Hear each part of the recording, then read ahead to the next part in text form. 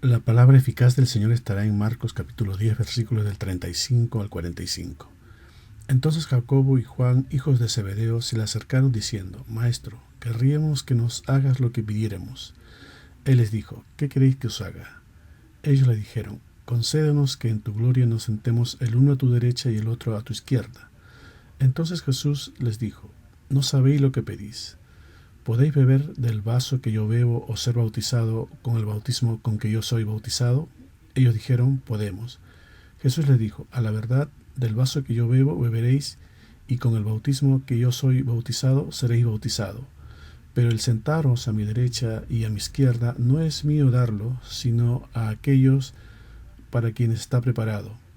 Cuando lo oyeron los 10, comenzaron a enojarse contra Jacobo y contra Juan, mas Jesús llamándolos les dijo: Sabéis que los que son tenidos por gobernantes de las naciones se enseñorean de ellas, y sus grandes ejercen sobre ellas potestad. Pero no será así entre vosotros, sino el que quiera hacerse grande entre vosotros será vuestro servidor, y el que de vosotros quiera ser el primero será siervo de todos. Porque el Hijo del Hombre no vino para ser servido, sino para servir, y para dar su vida en rescate por muchos. Este es un pasaje en el que el Señor nos va a enseñar como punto principal cómo es la grandeza y el gobierno en el reino de los cielos, que generalmente es lo opuesto a los gobiernos terrenales.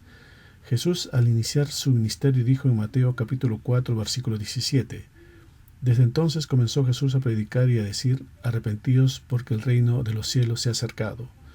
Pero para llegar a esta instancia, a este inicio, había tenido un proceso de crecimiento, según Lucas capítulo 2, versículo 52. Y Jesús crecía en sabiduría y en estatura y en gracia para con Dios y los hombres. Así también nosotros en este proceso también debemos menguar para que Él crezca en nosotros. Habrá mucha aflicción, dice Juan capítulo 3, versículos del 30 al 35. Es necesario que Él crezca, pero que yo mengüe. El que de arriba viene es sobre todos. El que es de la tierra es terrenal, y cosas terrenales habla. El que viene del cielo es sobre todos. Y lo que vio y oyó, esto testifica. Y nadie recibe su testimonio. El que recibe su testimonio, este atestigua que Dios es veraz. Porque el que Dios envió, las palabras de Dios habla, pues Dios no da el Espíritu por medida. El Padre ama al Hijo y todas las cosas ha entregado en su mano. Ahora, para poner en contexto en dónde se encuentra este pasaje, un poco antes el Señor nuevamente les había anunciado a sus discípulos su muerte. Les comenzó a decir las cosas que le habían de acontecer, que el Hijo del Hombre será entregado a los principales sacerdotes y a los escribas, que le escarnecerán, le azotarán y le matarán. Así que al parecer los discípulos no se enfocaron en el punto principal del Evangelio, sino pensando más en qué será de ellos en la ausencia del Señor. Dicho esto, empezamos en el versículo 35. Entonces Jacobo y Juan, hijos de Zebedeo, se le acercaron diciendo: Maestro, querríamos que nos hagas lo que pidiéremos. Sabemos que los hermanos hijos de Zebedeo con Pedro eran de los más aplicados como discípulos del Señor. Como muestra diremos que fueron ellos los únicos 3 a los que Jesús se los llevó al monte de la transfiguración. Veamos en Mateo capítulo 17, versículos del 1 al 3. 6 días después Jesús tomó a Pedro, a Jacobo y a Juan su hermano, y los llevó aparte a un monte alto, y se transfiguró delante de ellos. Y resplandeció su rostro como el sol, y sus vestidos se hicieron blancos como la luz. Y aquí les aparecieron Moisés y Elías hablando con él.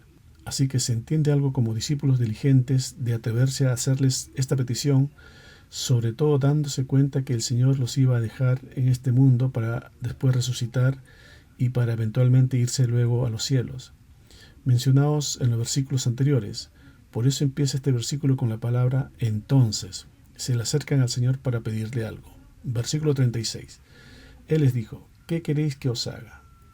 En varias ocasiones el Señor preguntó de esta forma, y era para saber lo que salía del corazón de quien hacía la petición. Lo mismo que le dijo al ciego Bartimeo, pasaje que está después de este. Dice Marcos capítulo 10, versículos del 49 al 52. Entonces Jesús, deteniéndose, mandó llamarle, y llamaron al ciego, diciéndole: Ten confianza, levántate, te llama. Él entonces, arrojando su capa, se levantó y vino a Jesús. Respondiendo Jesús le dijo: ¿Qué quieres que te haga? Y el ciego le dijo: Maestro, que recobre la vista. Y Jesús le dijo: Vete, tu fe te ha salvado. y enseguida recobró la vista y seguía a Jesús en el camino. Bartimeo, con la convicción de su corazón, supo que el que estaba pasando era Cristo, porque dice la palabra, oyendo que era Jesús Nazareno. Es decir, lo oyó hablar, porque el Espíritu se mueve con la palabra, y él sabía algo de la palabra, porque dice y repite, Jesús, hijo de David, ten misericordia de mí. Lo que se deduce que Bartimeo conocía la palabra por haber gritado así, aunque estaba en sus pecados, mendigando en el camino de Jericó a Jerusalén. Sabía que con el Cristo podía obtener su sanidad. De hecho, el Señor le dice, tu fe te ha salvado, porque sabía que Bartimeo iba a continuar el camino hacia la Jerusalén celestial. Algo parecido también sucedió con el paralítico de Betesda, a quien el Señor le preguntó lo siguiente. Dice Juan capítulo 5, versículo 6. Cuando Jesús lo vio acostado y supo que llevaba ya mucho tiempo así, le dijo, ¿quieres ser sano? En este caso el paralítico no le contestó, tal vez porque había sido enseñado que solo en el estanque había sanidad, pero el Señor le sanó fuera de ella. Lo que sí, el Señor le hizo una advertencia importante, le dijo en Juan capítulo 5, versículo 14. Después le halló Jesús en el templo y le dijo, mira, has sido sanado, no peques más para que no te venga alguna cosa peor. Vemos que el Señor desea sanarnos a todos, pero lo trascendente es, ¿para qué quiere uno la sanidad? Si es para que su vida sea transformada, está bien. Si no, solo será temporal la sanación. En otra oportunidad, un leproso va hacia Jesús rogando por sanidad. Veamos en Lucas capítulo 5, versículos del 12 al 14. Sucedió que estando él en una de las ciudades, se presentó un hombre lleno de lepra, el cual, viendo a Jesús, se postró con el rostro en tierra y le rogó diciendo, Señor, si quieres puedes limpiarme. Entonces, extendiendo él la mano, le tocó, diciendo, quiero, sé limpio. Y al instante la lepra se fue de él. Y él le mandó que no le dijese a nadie, sino, ve, le dijo, muéstrate al sacerdote y ofrece por tu purificación, según mandó Moisés para testimonio de ellos. Ahora, en el caso de nuestro pasaje, a pesar que los hermanos pensaban en la vida eterna, van a hacer la petición de una forma directa, ventajosa y aprovechadora. Versículo 37 de nuestro texto principal. Ellos le dijeron, concédanos que en tu gloria nos sentemos el uno a tu derecha y el otro a tu izquierda. Hay un gran contraste entre el enfoque del Señor en el Evangelio y el de los discípulos con una actitud inmadura. Mientras Jesús está diciendo que va a ser muerto, los discípulos salen con que quieren tener los primeros puestos en el reino. Dice Juan capítulo 12, versículos del 23 al 24. Jesús les respondió diciendo, ha llegado la hora para que el Hijo del Hombre sea glorificado. De cierto os digo, que si el grano de trigo no cae en la tierra y muere, queda solo, pero si muere lleva mucho fruto. Y es casi lo mismo lo que está pasando en las iglesias de hoy también. Mientras el enfoque central del Evangelio es hacer morir al viejo hombre, los miembros se están preocupando en los puestos que deben alcanzar en la iglesia física, de alguna forma gobernar o enseñarse de los demás. Lo mismo que en este pasaje, porque en palabras simples lo que le están diciendo estos discípulos al Señor es que los tres gobernemos. De alguna manera quieren utilizar al Señor Jesucristo como medio para alcanzar sus intereses, que no son altruistas sino egoístas. Versículo 38. Entonces Jesús les dijo, no sabéis lo que pedís. ¿Podéis beber del vaso que yo bebo o ser bautizado con el bautismo con que yo soy bautizado? El Señor es enfático y directo. Les dice, no sabéis lo que pedís. Como diciéndoles, esto no es así nomás. Y les hace una pregunta. ¿Podéis beber del vaso que yo bebo o ser bautizado con el bautismo con que yo soy bautizado? Esta pregunta implícitamente dice, esto no es fácil como pretenden, porque el vaso o la copa habla de sufrimiento, así como el ser bautizados. Dijo el Señor en su oración al Padre en Mateo capítulo 26, versículo 39.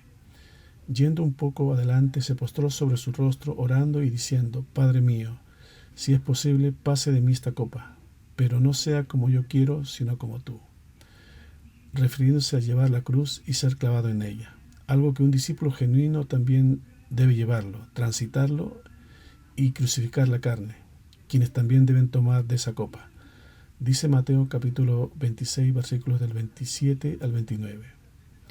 Luego tomó la copa y después de dar gracias se la dio a ellos y le dijo, beban todos de esta copa, porque esto es mi sangre que establece el nuevo pacto, la cual es derramada para perdonar los pecados de muchos.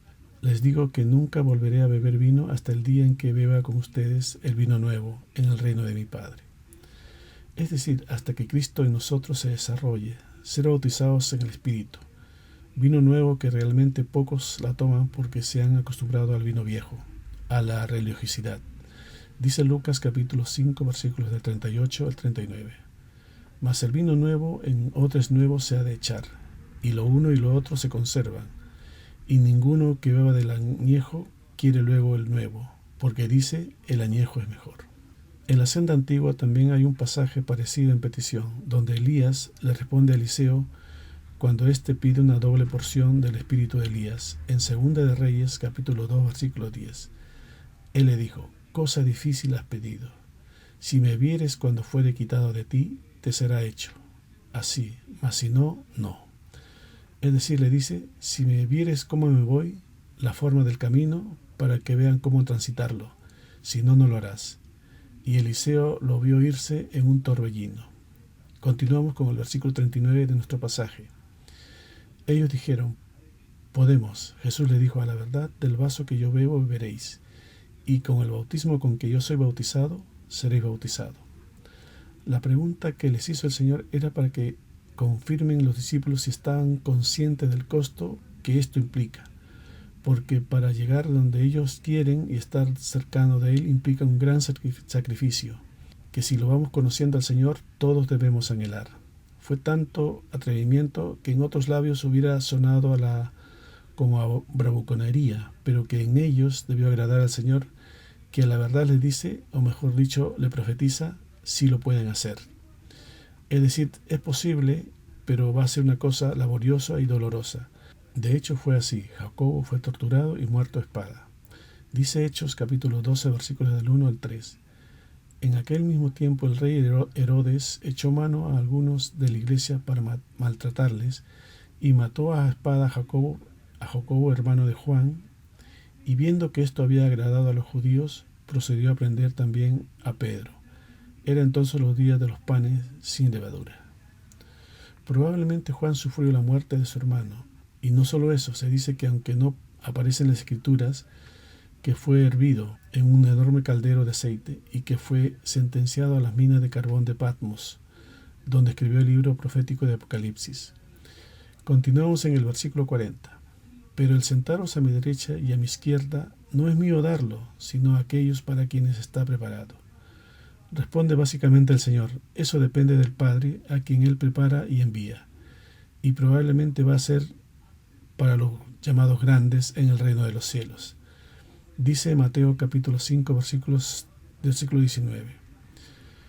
De manera que cualquiera que quebrante uno de estos mandamientos muy pequeños y así enseñe a los hombres, muy pequeño será llamado en el reino de los cielos.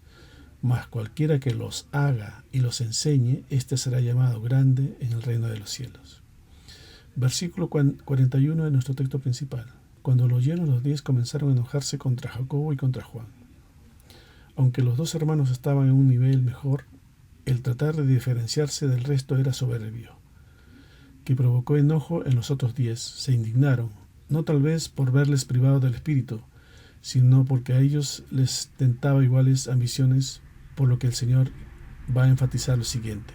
Versículo 42. Mas Jesús llamándolos les dijo, ¿sabéis que los que son tenidos por gobernantes de las naciones se enseñorean de ellas y sus grandes ejercen sobre ellas potestad? Aquí Jesús llama a todos y les explica que en lo terrenal los gobernantes del mundo se enseñorean sobre los que gobiernan, hablando del dominio, hablando del gobierno y del poder que el hombre muchas veces busca. Los gobernadores del mundo dicen que quieren ser servidores, pero en realidad esclavizan y amarran y ponen al servicio a las personas de los que dicen que quieren servir. Versículo 43 del texto base. Pero no será así entre vosotros, sino el que quiera hacerse grande entre vosotros será vuestro servidor. Aquí el Señor nos está enseñando sobre el servir, una forma opuesta a cómo es el mundo. Es opuesta a cómo es ese estereotipo, donde se sirven del servicio o del puesto para obtener aquellos fines personales. Pero en el reino de Dios debemos ser como el Señor nos enseñó el camino, donde Él vino para servir y no para ser servido. Así como también lo dice el último versículo de nuestro mensaje de hoy, o su equivalente en Mateo capítulo 20, versículo 28. Como el Hijo del Hombre no vino para ser servido, sino para servir y para dar su vida en rescate por muchos. Y uno piensa, ¿y servirnos en qué? Y rápidamente llevamos la mirada hacia el Señor para tomar ejemplo. Y que sepamos, Él nunca tomó platos para servir en una mesa, sino que se estaba refiriendo en lo espiritual. Servir es tener la comida y bebida espiritual, pero para tener hay que entregarse del todo, alma, cuerpo y mente al Señor, tener comunión con Cristo, porque el que tiene al Hijo tiene la vida. Pero en nuestros días está pasando que los que deben servir están igual que el mundo secular en cuanto a la información. Por ejemplo, aquel que no lee, que no ve noticias, está desinformado. Pero por otro lado están, por ejemplo, los que se informan en las redes sociales, que muchas veces emiten noticias falsas, tanto que los que acceden a ellos quedan mal informados. Y así es lo que está sucediendo en las iglesias en este sentido, en que muchos, sobre todo los que guían la grey del Señor, ya no leen las Escrituras, lo cual les lleva a estar desinformados. No están siendo alimentados por ella. Pero por otra parte están los que escuchan de los que no están preparados, y muchas veces es peor porque produce mala información o engaño. Y esto se ha evidenciado mejor a raíz de la pandemia, porque muchas iglesias transmiten sus mensajes y así se llegaba a saber lo que el pueblo está escuchando. Nos hemos topado con esa realidad, y si el Señor dice que no vino para ser servido, sino para servir, entonces necesitamos ser servidos por Cristo. No necesitamos oír voces que no están en la verdad. Anhelemos que Él nos sirva, pero tenemos que discernir a través de quién lo envía, de quién lo está dando, alguien que pueda decir, ya no vivo yo, sino que Cristo en mí. Dice Gálatas capítulo 2, versículo 20, con Cristo estoy juntamente crucificado, y ya no vivo yo, mas Cristo vive en mí. Y lo que ahora vivo en la carne, lo vivo en la fe del Hijo de Dios, el cual me amó y se entregó a sí mismo por mí, para que de esta manera el inconverso pudiera escuchar la verdad. Y es interesante, por ejemplo, en el caso del pasaje donde aparece Zaqueo, no dice que él quería ver a Jesús, sino dice que él quería ver quién era Jesús, lo que hablaba, lo que hacía cuando el Señor había entrado a Jericó. Dice Lucas capítulo 19, versículos del 2 al 3. Y sucedió que un varón llamado Zaqueo, que era jefe de los publicanos y rico, procuraba ver quién era Jesús, pero no podía a causa de la multitud, pues era pequeño de estatura. Por eso el tema es analizar el mensajero, analizar quién es la persona que trae el mensaje, para poder valorar. Debiéramos nosotros conocer o saber conocer a los ministros genuinos del Señor. No acercarnos a cualquiera de todas las personas que nos hablan, sino al Hijo de David, a la simiente de David. La palabra dice en Jeremías capítulo 23, versículo 5. He aquí que vienen días, dice Jehová, en que levantaré a David renuevo justo y reinará como rey, el cual será dichoso y hará juicio y justicia en la tierra. Entonces debemos poder ver la vida de Cristo en medio de la iglesia, pero no a la persona, sino a Él, a que sea Cristo, porque Él no solo tiene palabras, sino que tiene poder. Por eso debemos tener cuidado de a quién le vamos a oír. Dice Juan capítulo 5, versículos del 37 al 38. También el Padre que me envió ha dado testimonio de mí. Nunca habéis oído su voz, ni habéis visto su aspecto, ni tenéis su palabra morando en vosotros, porque a quien Él envió vosotros no creéis. Debemos meditar en eso, porque pudiésemos tener una vida en Cristo en medio de nosotros, a la cual nosotros no estamos reconociendo, ya que el Padre, habiendo dado testimonio como es su mensajero, nosotros tengamos puesta la mirada en otras cosas, y que no seamos capaces de reconocerlo, porque vemos al mensajero de otra manera. La palabra nos enseña que hasta Samuel, quien fue enviado para ir a ungir al que sería el rey en reemplazo de Saúl, que había cometido desobediencia al Señor, se equivocó. Dice 1 de Samuel capítulo 16, versículo 6. Y aconteció que cuando ellos vinieron, él vio a Eliab y dijo, de cierto, delante de Jehová estás ungido. Dice que llega a Samuel un gran profeta, pero que a la hora de mirar al mensajero, a la hora de mirar al hijo de David, se equivocó. Y Bartimeo, quien era ciego, sí podía reconocer quién era el Cristo en medio de todos. El Cristo que no solo tiene esta palabra, sino que aquel que es capaz de sanarnos, de abrir nuestros ojos. Esto nos hace pensar en cómo miramos nosotros. Si Samuel era un varón de Dios, un varón al que su madre lo dedicó al templo, creció en el templo Y si él no era capaz de distinguir al mensajero, lo miraba de manera humana como debiera ser el mensajero. De la misma manera el pueblo miraba a Saúl como el más grande, el más alto, y entonces aquí viene Samuel a distinguir al ungido al que va a suceder a Saúl, y parece que continúa mirando humanamente. Y el Señor le dice en 1 Samuel capítulo 16 versículo 7: Y Jehová respondió a Samuel: no mires a su parecer, ni a lo grande de su estatura, porque yo lo desecho, porque Jehová no mira lo que mira el hombre, pues el hombre mira lo que está delante de sus ojos, pero Jehová mira el corazón. Y es entonces la importancia de que en medio de todo esto que se escucha, ser capaces de discernir el mensajero, ser capaces de ver cómo es que el Señor nos lo muestra a través del oír, ser capaces de discernir cómo es el siervo del Señor. Es el siervo del Señor grande en estatura, de un hablar más elocuente. Qué triste sería el poder tener la gracia de su Hijo en medio de nosotros y no poder reconocerlo, porque pudiéramos estar menospreciando. ¿Y por qué digo menospreciando? Porque ustedes pueden ver los siguientes versículos de estar llamando a todos los hijos y no acordarse del que sí es. Dice 1 Samuel capítulo 16 versículos del 8 al 10. Entonces llamó Isaí a Abinadab y lo hizo pasar delante de Samuel, el cual dijo: tampoco a este ha escogido Jehová. Hizo luego pasar Isaí a Sama, y él dijo: tampoco a este ha elegido Jehová. E hizo pasar a Isaí a 7 hijos suyos delante de Samuel, pero Samuel dijo a Isaí: Jehová no ha elegido a esto. 7 varones y ninguno de ellos era. Orar para ser capaces de discernir quién es el enviado. Porque cuántos se ven hoy que hablan bien, que tienen buenos canales, muchos se fijan en cuántos likes tienen. Dice 1 Samuel capítulo 16 versículo 11. Entonces dijo Samuel a Isaí: ¿son estos todos tus hijos? ¿Habrá olvidado Isaí que le quedaba uno? Y él respondió: queda aún el menor que apacienta las ovejas. Y dijo Samuel a Isaí: envía por él, porque no nos sentaremos a la mesa hasta que él venga aquí. Precisamente era él. Y si nosotros analizamos en las Escrituras, podremos ver, por ejemplo, que aún José, aquel que sus hermanos lo echaron en una cisterna, lo vendieron, y que luego más tarde fue inclusive echado en la cárcel por Potifar, y que tiempo más tarde fue puesto a mano derecha del faraón para llegar a ser el segundo al mando. Lo mismo con Jesús. Incluso después de crucificarlo, podían sacar la conclusión y decir: este era, porque el Padre dio testimonio. Dijo Pedro en Hechos capítulo 2 versículo 36: sepa pues ciertísimamente toda la casa de Israel que a este Jesús, a quien vosotros crucificasteis, Dios le ha hecho Señor y Cristo. Los demás tampoco lo conocieron. ¿Será que hoy estamos en lo mismo? Porque dijo el Señor Jesús: mi Padre dio testimonio a través de todas estas cosas.